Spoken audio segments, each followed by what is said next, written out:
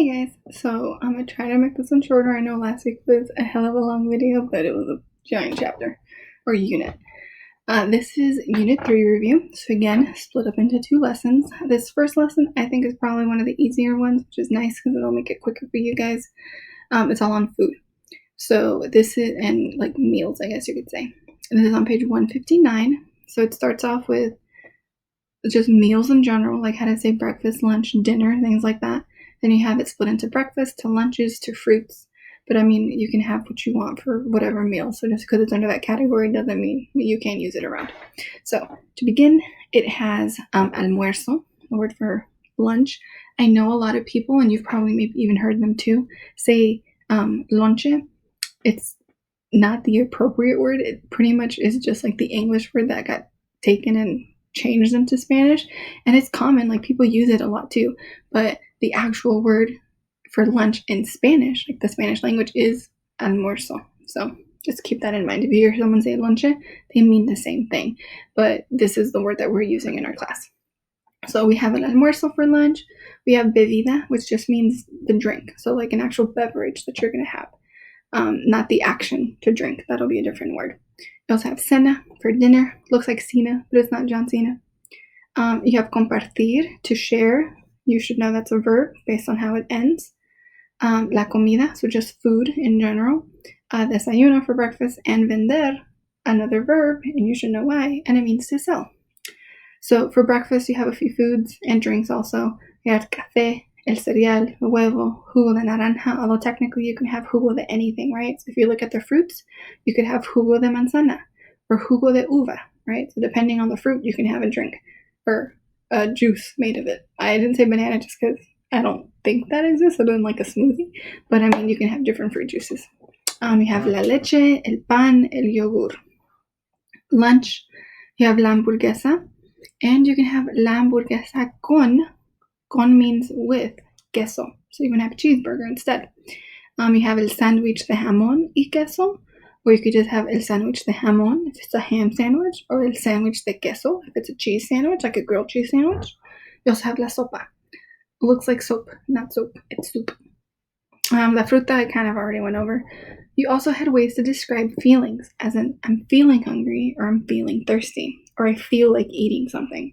So tener ganas de is to feel like. So you could say yo. Remember, tener is that verb from last unit that you change. So tener is just like the original spelling, but you change that to tengo or tienes or tiene, tenemos, and so on. So if I feel like eating a certain thing, I would say yo tengo ganas de comer, comer uvas. I feel like eating grapes. Or yo tengo ganas de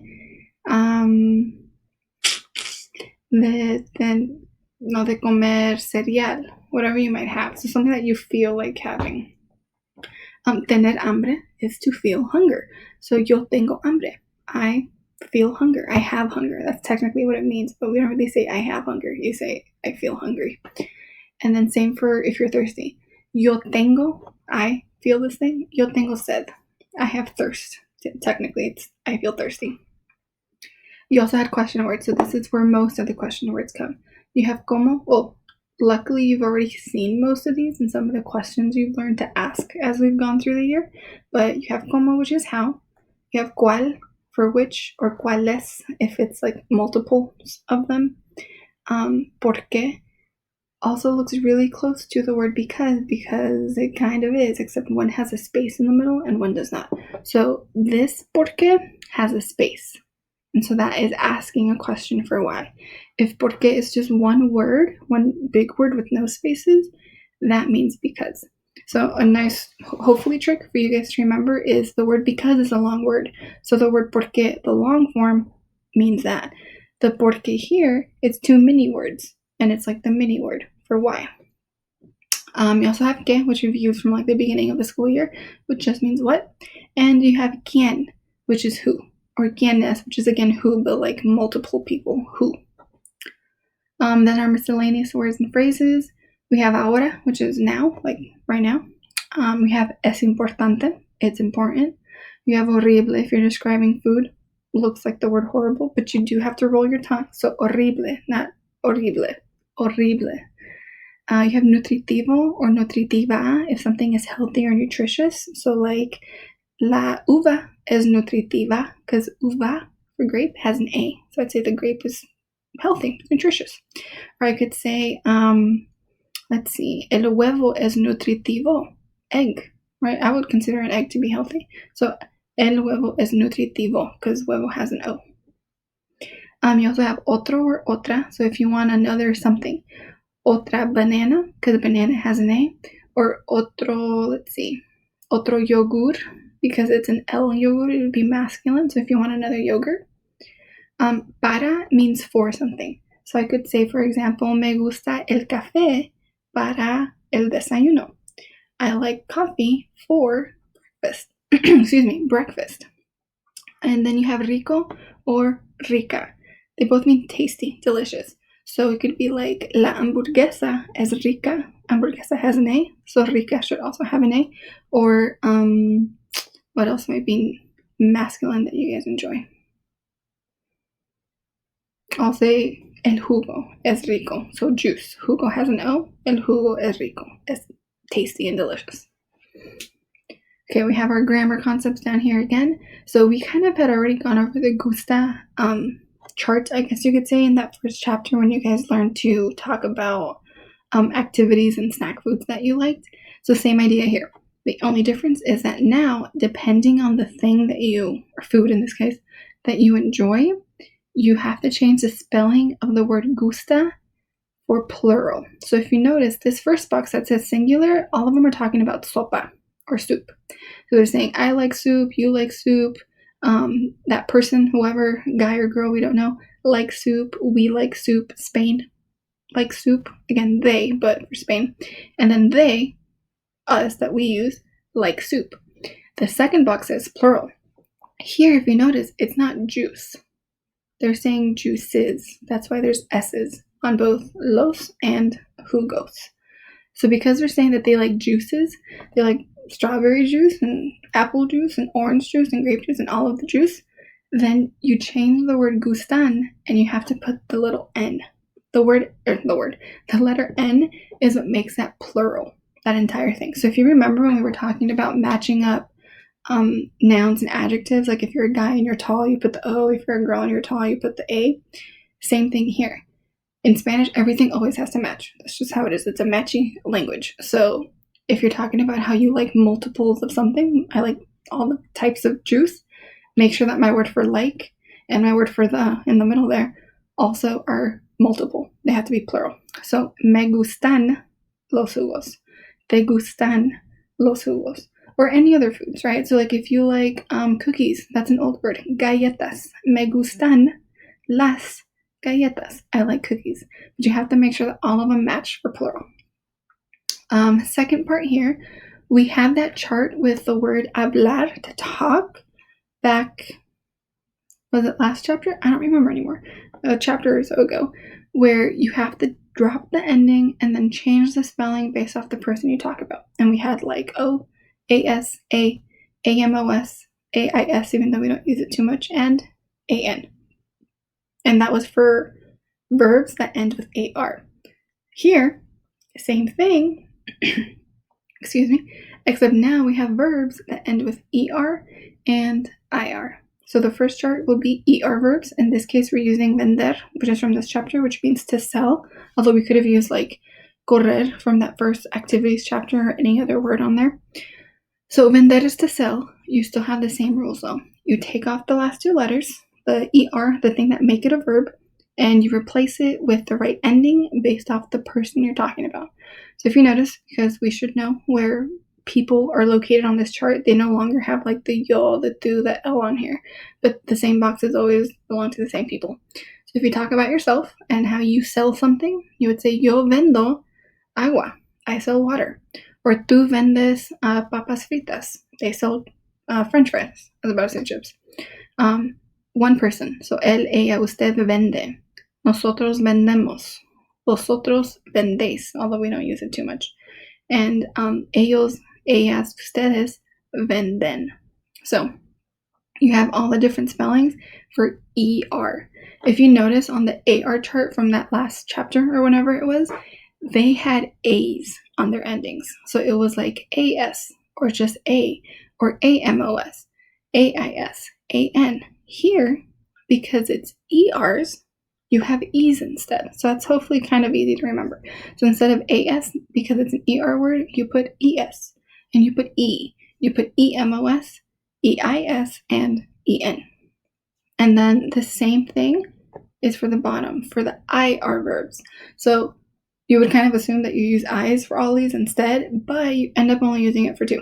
All the rest are pretty much the same chart right above it right here. So compartir means to share. If I share something, I say yo comparto. Oh, the yo part almost never changes. That's almost always going to be a yo, no matter if it's an AR, ER, or IR word. So I guess that's easy to remember. If you share something, I'd say tú compartes. We actually kept the same ending as the top one. If it's one person, él, ella, or usted comparte, same ending as the top box. But here's where it changes. Nosotros compartimos. You do use the I here. And vosotros compartís. Even though we don't really use Spain, that one does keep the I as well. And then the one that we do use, ellos, ellas, ustedes, comparten. So that one changes again. So this is the first part of it. I will flip to the second the second lesson in this unit for you guys, and then I'll meet you in a second. And we're back. This is a pretty good lesson, chapter, whatever you want to call it. I like this one. It's all the family stuff, so hopefully you guys remember that too. We have all the family vocab at the top. You have pretty much a lot of the same words, but they just flip the ending based on if you're talking about a grandma or a grandpa or a brother or sister or a guy cousin or a girl cousin. So it's not that it's a lot of words. It's just that you have to remember to switch the spellings for based off who you want to talk about. So you have abuela or abuelo.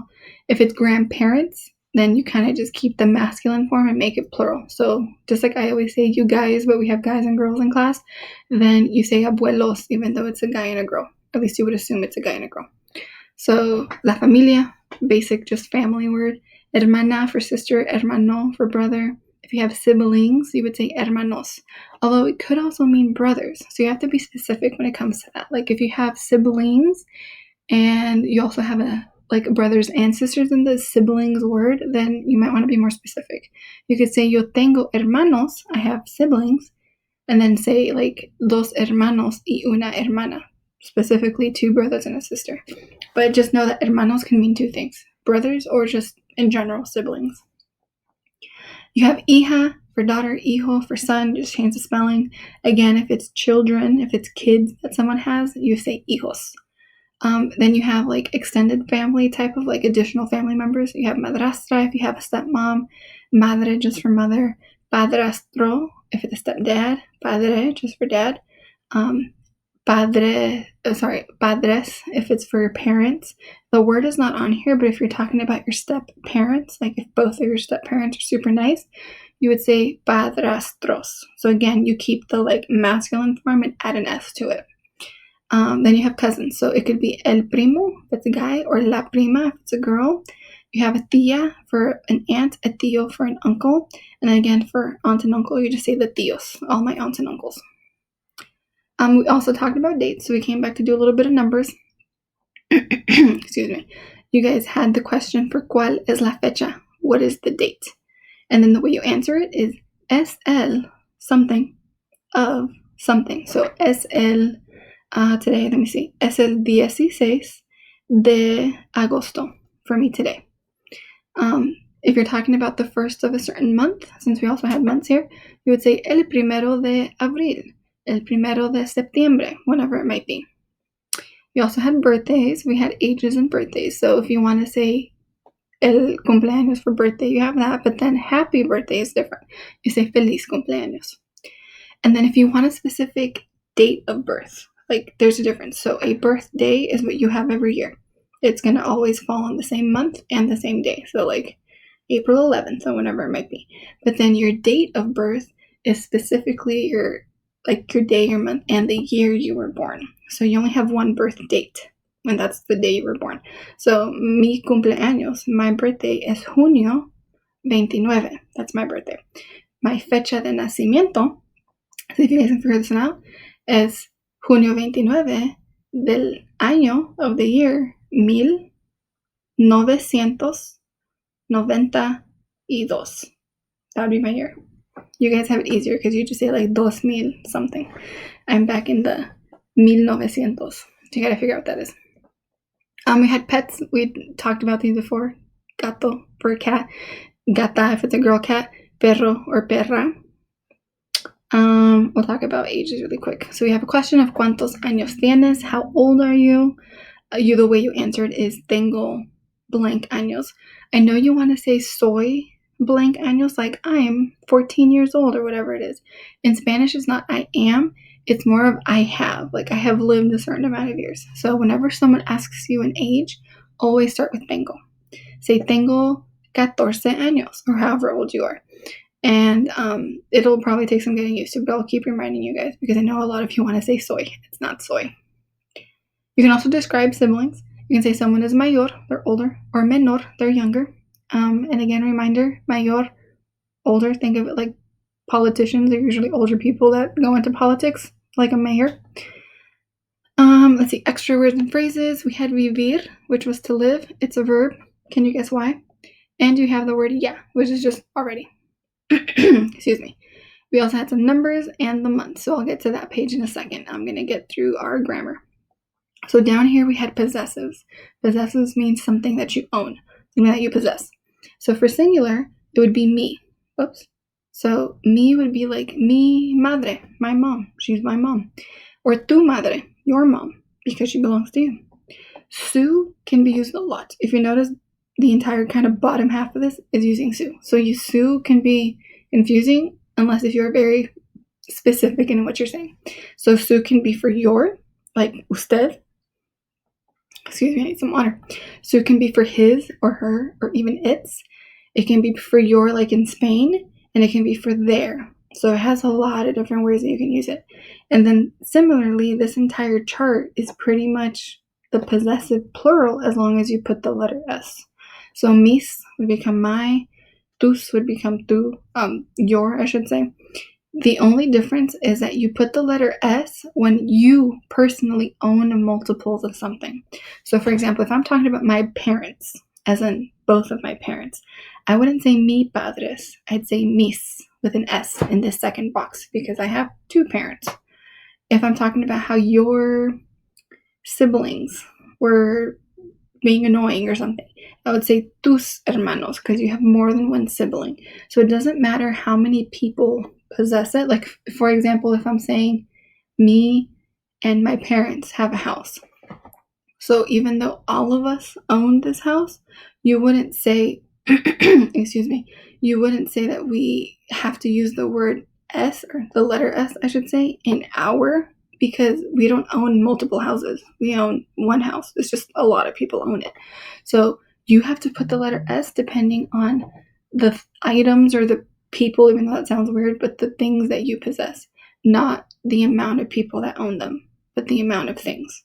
So again, if I have a lot of houses, that'd be cool. Then I would put the letter S because I have multiple houses, even if they're owned by 10 other people. But if 10 people own one house, you don't put the letter S. Last section here, you have comparing. So you have más que, which would be more than, menos que, less than, tan como, which would be the same as something. So there's two ways you can use them. The ones at the top that have the little ellipses in the middle, the three little dots, that's when you add an adjective in it.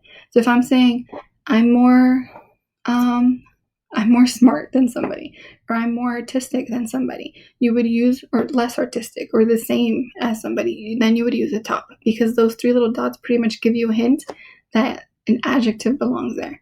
So you're more what, or you're less what, or you're just as tall, right, as somebody. So you have to describe something. If you're not really giving a description, you're just saying that you're like better than something, then you don't need to put that adjective in the middle. So I could say, for example, me gusta el jugo más que el refresco. I like juice more than soda.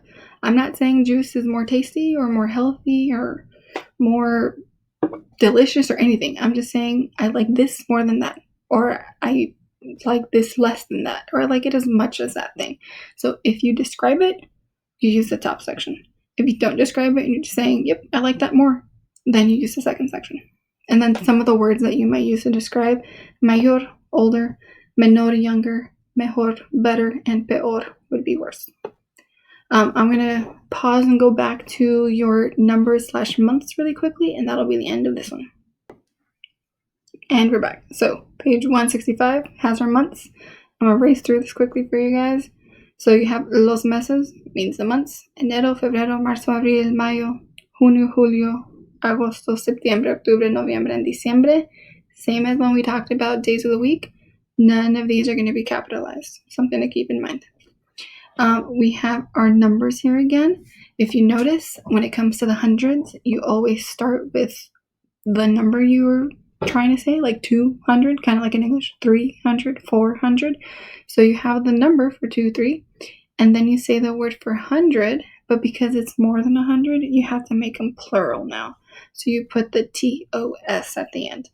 The T is kind of like a buffer letter. It's not that it has to be there for the plural, but in this case, it's just a part of the word. So we have the AS here because depending on what you're counting, you're going to change the spelling. So for example, if I have 200 boys, if I work in an all-boys school, I would say 200 chicos.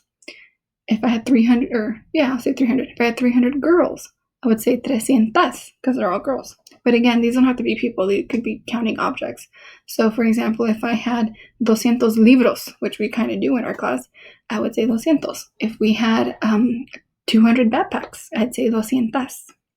So for the most part, they follow that pattern of the number and then the hundreds spelling, but they have small spelling changes.